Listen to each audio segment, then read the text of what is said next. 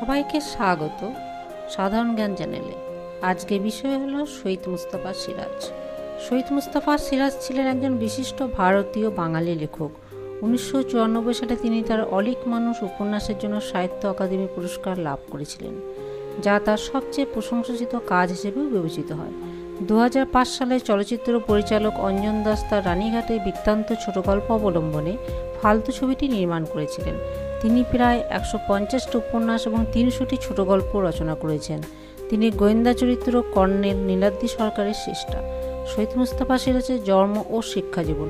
প্রখ্যাত সাহিত্যিক শহীদ মুস্তাফা সিরাজ মুর্শিদাবাদ খোসবাসপুর গ্রামে 1930 সালের অক্টোবর মাসে জন্মগ্রহণ করেছিলেন। প্রথম জীবনে বাড়ি থেকে পলাতক কিশোরে জীবন অতিবাহিত করেছেন। তিনি রাত বাংলায় লোকনাট্য আলকাপের সঙ্গে যুক্ত হয়ে নাচ গান অভিনয়ে অংশ নিয়ে জেলায় জেলায় তিনি ঘুরেছেন। তিনি ছিলেন আলকাপ দলের উস্তাদ, নাচ গানের প্রশিক্ষক। নিজে আলকাপের আসরে বসে হ্যাজাগের আলোয় দর্শকের সামনে বাঁশের বাঁশি বাজাতেন। নিজের দল নিয়ে ঘুরেছেন সারা পশ্চিমবঙ্গ তো বটে, এমনকি বিহার ও ঝাড়খণ্ডেও তিনি গিয়েছেন। তাই পরবর্তী জীবনে কলকাতায় বাস করলেও নিজেকে কলকাতায় প্রবাসী ভাবতে তিনি ভালোবাসতেন।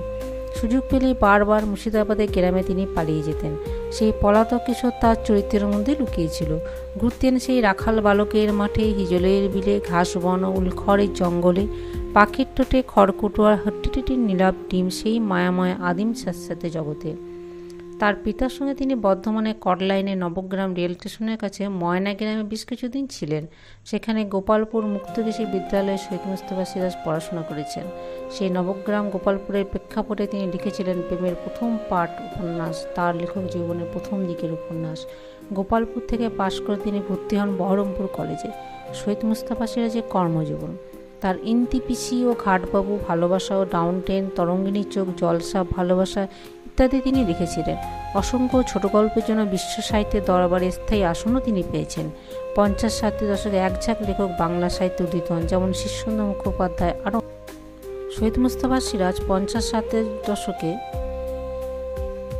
শহীদ মুস্তাফা সিরাজ কলকাতায় পাকাপাকিভাবে থাকতে শুরু করেন 60-এর দশকের শুরুতে। দীর্ঘদিন আনন্দবাজার পত্রিকায় তিনি সাংবাদিক হিসেবেও চাকরি করেছিলেন। লেখালেখি সমানতালেও তিনি চালিয়ে গিয়েছেন। তার জ্ঞান ও বিদ্যাসমূহ প্রগতিশীল মুক্তচিন্তা তাকে বিশিষ্ট বুদ্ধিজীবী হিসেবে বিদ্বান সমাজে প্রতিষ্ঠিত করেছে। ইতিহাস, সমাজতত্ত্ব, নৃতত্ত্ব, পুরাতত্ত্ব, বিজ্ঞান, তুলনামূলক ধর্মতত্ত্ব সব বিষয়ে তার জ্ঞান ও বিদায় গভীরতা তাকে পণ্ডিত মহলে পরিচিত করে তুলেছে এবং তিনি নানা কাজ করেছেন। শহীদ মুস্তাফা সিরাজের সাহিত্যিক জীবন।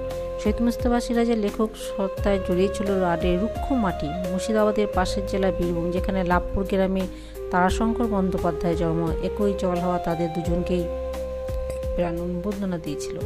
তাই তারাশঙ্কর বলতেন, আমার পরেই সিরাজ, সিরাজই আমার পরে অধিষ্ঠান করবে। তারাশঙ্কর বন্দ্যোপাধ্যায় প্রসঙ্গে সিরাজ বলেছেন, তারাশঙ্কর তো হিমালয়ে, আমি তার তুলনায় উই ঢিবি মাত্র। তার গল্প একাধিক গ্রন্থ ভারতের সমস্ত শিক্ষিত ভাষায় অনুদিত হয়েছে, এমনকি ইংরেজিতেও বটে। বিশ্বের বহু ভাষায় প্রকাশিত হয়েছে শহীদ মুস্তাফা সিরাজের গল্প। তার লেখা তৃণভূমি উপন্যাসে কান্দি মহকুমার এক বৃহৎ অঞ্চল ধরা আছে। উত্তর জাহ্নবী উপন্যাসে ধরা আছে এক বিশেষ সময়ের সমাজের কথা, যা বাংলা সাহিত্যে অনাস্বাদিত। আর অলিক মানুষ এক বিস্তৃত ভুবনের কাহিনী, যা এক মুসলিম পীর বা ধর্মগুরুর বংশের জাত পুরুষের আত্মানুসন্ধান। ব্রিটিশের রাজত্বের শেষ ভাগে এক পরিবর্তনের সময় নিখুঁত স্থির ছবি অলিক মানুষ তাকে ভিন্ন লোকের মর্যাদায় চূড়ান্ত শিক্ষক উন্নীত করেছে। কিশোর ও প্রাপ্তবয়স্ক পাঠকদের দাবি মেটাতে তিনি সৃষ্টি করেছিলেন গোয়েন্দা কর্নেল নামে একটি চরিত্র। এনার পুরো নাম কর্নেল নীলাদ্রি সরকার, যার মাথা জোড়া টাক, ঠোঁটে চুল। অবসরপ্রাপ্ত মিলিটারি অফিসার, এখন প্রজাপতি ও পাখি দেখতে ভালোবাসেন বিভিন্ন অর্কিড সংগ্রহ করতে। নিজেকে প্রকৃতিপ্রেমিক হিসেবে পরিচিত ভালোবাসেন। অথচ তিনি অনেক অপরাধ উত্তর কেনারা করে শখের গোয়েন্দাগিরি করেন। গোয়েন্দা কর্নেল পাঠকের কাছে অত্যন্ত জনপ্রিয় ছিল। সিরাজ কিশোরদের জন্য কর্নেল কেন লিখলেও বড়দের জন্য মূলত লিখেছিলেন। সিরাজ পরবর্তীকালে আরেকটি গোয়েন্দা চরিত্র সৃষ্টি করেছিলেন পরিণতমনস্ক পাঠকদের জন্য। তিনি ছিলেন ইন্সপেক্টর ব্রহ্ম। দেশ পাবলিশিংয়ের উদ্যোগে কর্নেল সমগ্র 17 খণ্ডে প্রকাশিত হয়েছিল। শহীদ মুস্তাফা সিরাজের আত্মবিশ্বাস ও আত্মসম্মান ছিল প্রবল। সংবাদপত্রে চাকরি করলে কোনো মালিকানা গোষ্ঠীর কাছে তিনি কিন্তু কোনোদিন মাথা নিচু করেননি। অলিক মানুষ উপন্যাস ছাপায় ধারাবাহিক চতুরঙ্গ নামে একটি লিটল ম্যাগাজিনে, তৃণভূমিও ছাপানোর জন্য উদাহরণরূপে ধন্যী নামক এক ছোট পত্রিকায়। বড় পত্রিকায় চাকরি করলেও তার সেরা উপন্যাসগুলি ছাপা হয়েছে ছোট পত্রিকায়। লিটল ম্যাগাজিনের সম্পাদকের প্রতি ছিল তার সস্নেহ পক্ষপাত। মিডিয়ার আলো ও প্রচারের প্রতি তার আগ্রহটা ছিল না। নিজের আত্মসম্মানবোধ নিয়ে প্রায় এক উন্নত গির্বায় ছোট ফ্ল্যাটে জীবনকে কাটিয়ে দিয়েছেন। মাথা উঁচু করে থাকায় দর্পী মনোভাবের জন্য তাকে অনেকে মনোকষ্ট পেতে হলে তিনি কিন্তু দমে যাননি। তার পাঠকদের সঙ্গে তার সম্পর্ক ছিল মধুর, তার ব্যবহার আচরণ ছিল পরিশীলিত ও ভদ্রতা ও আন্তরিকতা। তিনি ভৌতিক গল্পও প্রচুর লিখেছিলেন। ভৌতিক গল্প বেশিরভাগই তিনি প্রাপ্তবয়স্কদের জন্য লিখেছেন। প্রসঙ্গত বাংলার হরর কমেডির ধারা অন্যতম প্রাণপুরুষ ছিলেন তিনি। তার আগে তৈলেকনাথ মুখোপাধ্যায় আশ্রয়ের বসু এই ধারার কিছু গল্প লিখে গেলেও বাংলা সাহিত্যে হরর কমেডি শাখায় তার বিরাট অবদান রয়েছে।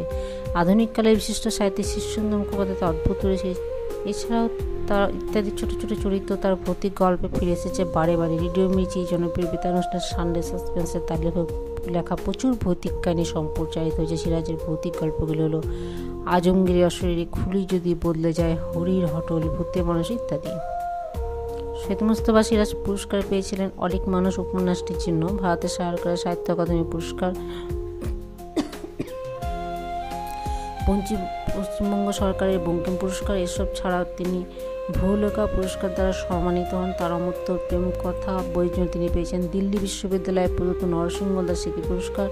এছাড়া 1979 সালে পেয়েছেন আনন্দ পুরস্কার, পেয়েছেন বিভূতিভূষণ স্মৃতি পুরস্কার, সুশীলা দেবী বিড়লা স্মৃতি পুরস্কার, দিল্লি ইউএফ সংস্থার সাম্প্রদায়িক সম্প্রীতি পুরস্কার, শরৎচন্দ্র স্মৃতি পুরস্কার, বিদ্যাসাগর পুরস্কার, দীনেশচন্দ্র স্মৃতি পুরস্কার আরও ইত্যাদি পুরস্কার তিনি পেয়েছিলেন।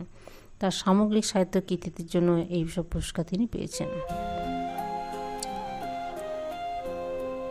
এছাড়াও তিনি সিরাজের মানসবোধ কাহিনী চলচ্চিত্র ছাড়া দীর্ঘদিন ধরে মঞ্চে ক্রমাগত অভিনীত হয়ে চলেছে এই স্কুল পালানো মানুষটি পেয়েছিলেন সাম্মানিক ডক্টরেট উত্তরবঙ্গ বিশ্ববিদ্যালয় থেকে।